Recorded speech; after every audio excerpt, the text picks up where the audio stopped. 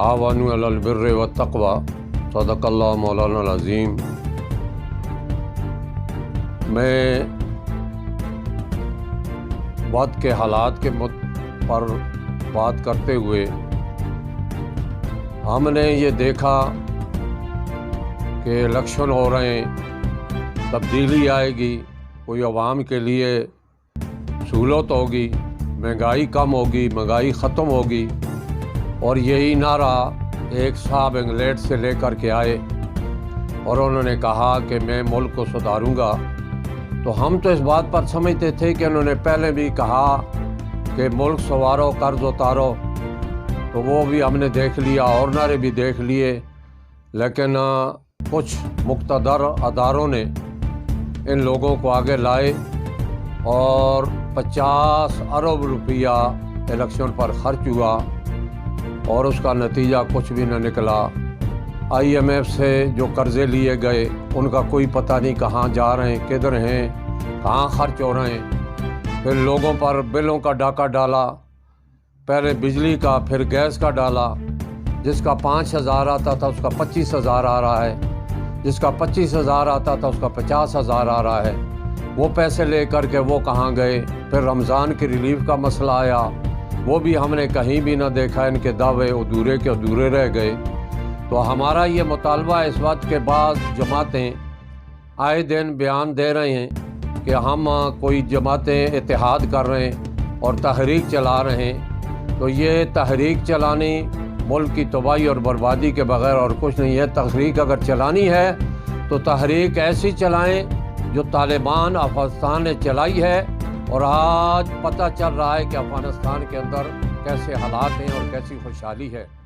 اسلام خلافت راشدہ کا نظام مصطفیٰ صلی اللہ علیہ وسلم ہم چاہتے ہیں، اور میرا مطالبہ مولانا صاحب سمیت دوسری جماعتوں سمیت جتنی بھی مذہبی جماعتیں ہیں یا سیاسی جماعتیں ہیں، تحریکیں چلا کر کے کاروبار نہ ختم کرو۔ جو آگے جو کچھ ہو رہا ہے، ظلم ہو رہا ہے مہنگائی کی وجہ سے، عوام اس کو برداشت نہیں کر سکتی۔ اس لیے اگر یہ نظام آگے چلانا ہے تو اس ملک کے اندر فی الفور، رمضان کے اندر بھی میں یہی مطالبہ کرتا رہا ہوں کہ رمضان کے اندر اللہ رب العزت نے ہمیں ملک دیا ہے، پاکستان ہے اور پاک ملک ہے۔ پاک ملک کے اندر پاک نظام ہونا چاہیے ہے، وہ نظام مصطفیٰ صلی اللہ علیہ وسلم ہے، اور وہی خلافت راشدہ کا نظام ہے، اور وہ نظام یہ سبق دے رہا ہے کہ وقت کا حکمران ہے، لاکھوں مربع میل پر حکمرانی کر رہا ہے، آدھی دنیا پر حکمرانی کر رہا ہے، لیکن کاندھے پر بوری اٹھا کر یتیموں اور بیواؤں کے گھر کے اندر پہنچا رہا ہے۔ یہاں جو بھی آتا ہے وہ اگلا والا بھی غریبوں کے منہ سے چھین لیتا ہے۔ غریب تڑپ تڑپ کے مر رہے ہیں، خودکشیاں ہو رہی ہیں ملک کے اندر، تباہی بربادی ہو رہی ہے۔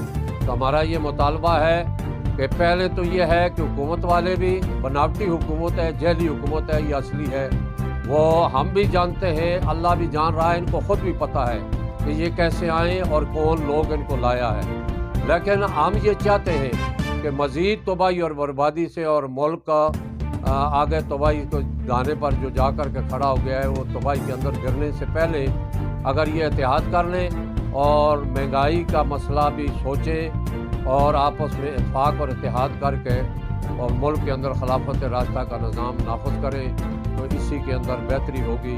میں آپ ڈاکٹر صاحب، ڈاکٹر ارشد جمال صاحب، آپ کا بہت بہت شکریہ، آپ تشریف لائے اور ہمیں آپ نے وقت دیا۔ میں اسی طریقے کے ساتھ یہاں مولانا عبدالخالق صاحب کا شکریہ ادا کرتا ہوں، شیراز خان صاحب کا شکریہ ادا کرتا ہوں۔ شاہ صاحب ہمارے یہاں کے، میری جماعت جمعیت علماء اسلام نظریاتی کے میرے عہدیدار ہیں، شاہ صاحب افتخار شاہ صاحب کا، اس کا شکریہ ادا کرتا ہوں۔ اسی طریقے کے ساتھ ڈاکٹر عبید الرحمن صاحب ہمارے نائب ضلع کے صدر، ان کا شکریہ ادا کرتا ہوں، اور سردار فیصل خان صاحب وہ ہماری جماعت کے ساتھ تعلق رکھتے ہیں، میں ان کا شکریہ ادا کرتا ہوں۔ قاضی ریاض الرحمن موجود ہیں، دوسرے حضرات جتنے بھی ہیں، میں سب کا شکریہ ادا کرتا ہوں، اور خصوصی طور پر ڈاکٹر صاحب آپ کا کہ آپ نے ہماری آواز کو آگے ایوانوں تک ہمیشہ پہنچائی ہے۔ یہ آواز بھی ہماری پہنچائی جائے گی۔ اور ایک یہ بھی ہے کہ جو فلسطین میں ظلم ہو رہا ہے، ہم اس کی مذمت ہی نہیں کرتے۔ اگر ہمارے مقتدر لوگ اور ہمارے رہنما اور چیف آف آرمی صاحب اگر کوئی اور ان کی مدد، امریکہ جب کھل کر کے ان کی مدد کر رہا ہے اسرائیل کی، تو ہمارا بھی کام ہے کہ ہم فلسطین کے مسلمانوں کی کھل کر کے حمایت کریں اور ان کا ہر طرح کا تعاون کریں۔ تو میں شیراز خان صاحب آئے ہوئے ہیں، انشاءاللہ یہ بھی بات کریں گے آپ سے۔ بہت بہت شکریہ آپ سب حضرات کو۔ بسم اللہ الرحمن الرحیم۔ اللہ کریم کا احسان عظیم ہے، آج ہم اپنے ہری پور کی مقتدر شخصیت جناب قاضی صاحب کے ساتھ کھڑے ہیں، جو ہمہ وقت عوام کے لیے اور ملک کے لیے اور اسلام کے لیے، بالخصوص ختم نبوت کے لیے یہ آواز بلند کرتے رہے ہیں۔ آج بھی ہم یہاں اکٹھے ہوئے فلسطین کے مسلمانوں پر جو ظلم و بربریت کے پہاڑ گرائے جا رہے ہیں، جن کے لیے ہم پوری عالم اسلام کو بھی دیکھ رہے ہیں اور پوری دنیا کو بھی دیکھ رہے ہیں، مؤثر آواز کہیں سے نہیں اٹھ رہی ہے۔ ہم یہ مطالبہ کریں گے تمام جو حکمران ہیں مسلمان کہ فلسطین کے مسلمانوں کے لیے آپ کے اندر یکجہتی پیدا نہیں ہو رہی۔ آپ ایک طرف دیکھ لیں، ایک آسیہ ملعونہ جس نے یہاں پہ نبی علیہ الصلوۃ والسلام کی شان میں گستاخی کی، اسے سپریم کورٹ آف پاکستان نے سزا دی، اور اس کی سزا کے لیے پورا یورپ، امریکہ، جتنی طاقتیں تھیں کفار کی، وہ ساری کی ساری اکٹھی ہو گئیں۔ لیکن آج غزہ کی پوری بستی جو ہے وہ تباہ کر دی گئی ہے۔ معصوم بچوں کو کس طرح مارا جا رہا ہے۔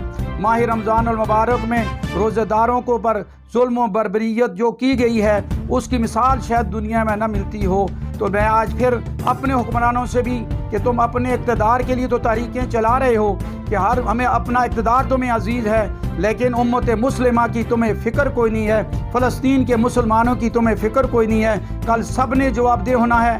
تو میں یہ گزارش کروں گا سب سے کہ آپ اور اپنے علماء کرام سے، پورے پاکستان کے علماء کرام سے گزارش کروں گا کہ جمعۃ المبارک پر فلسطین کے مسلمانوں کے لیے آواز بلند کریں۔ اپنے حکمرانوں پر بھی یہ دباؤ ڈالیں، اسمبلیوں میں بھی مؤثر آواز ہونی چاہیے تاکہ یہ جو فلسطین کے مسلمان ہیں ان کو آزادی مل سکے۔ وہ فلسطین تو ان کا اپنا علاقہ ہے، یہ تو باہر سے آ کر جو ہے کاروباری حیثیت سے یہ لوگ آئے تھے، آج وہاں پہ قابض ہو رہے ہیں۔ اب اس کے لیے اقوام متحدہ تو ظاہری طور پر تو ہمیں دکھلاوے کے لیے کر رہی ہے، لیکن جو ان کا بڑا تھا امریکہ، بدبخت جو ہے وہ اس قرارداد میں بھی نہیں بیٹھا ہے، وہ باہر چلا گیا، اتنا وہ ڈرتا ہے اسرائیلیوں سے۔ تو اس لحاظ سے ہم یہ پوری جدوجہد انشاءاللہ کریں گے۔ تمام علماء کرام سے گزارش کریں گے ہر جمعۃ المبارک پر یا ہر اجتماع میں جو ہے، جس طرح رمضان المبارک میں دعائیں کی گئی ہیں، تو تمام جو ہے علماء کرام اپنے خطبات میں جمعۃ المبارک میں بھرپور آواز بلند کرے تاکہ ہمارے حکمرانوں کے بھی کان کھلیں اور بیرونی دنیا کو بھی پتہ چلے کہ مسلمان جو ہیں، اور وہ بھی جو ایٹمی طاقت والے مسلمان ہیں پاکستان والے، وہ ان کے لیے درد دل رکھتے ہیں۔ تو اللہ تبارک و تعالیٰ ڈاکٹر صاحب آپ کو، ارشد جمال صاحب اور دیگر جو حضرات یہاں پر موجود ہیں، اور راما صاحب، اللہ ان کی عمر دراز فرمائے۔ یہ ہمہ وقت جو ہے جد و جہد کرتے ہیں اور بے لوث خدمت جو ہے وہ عوام الناس کے لیے، پاکستان کے لیے الحمدللہ یہ کر رہے ہیں۔ اور ریاض الرحمان صاحب ماشاءاللہ نوجوان ہیں، انشاءاللہ مستقبل میں ہمارے یہ اسی طرح اس جذبے کے ساتھ اللہ کے فضل و کرم سے آگے میدان کارزار میں رہیں گے، میدان عمل میں رہیں گے۔ تو اللہ تبارک و تعالیٰ سے دعا ہے اللہ کریم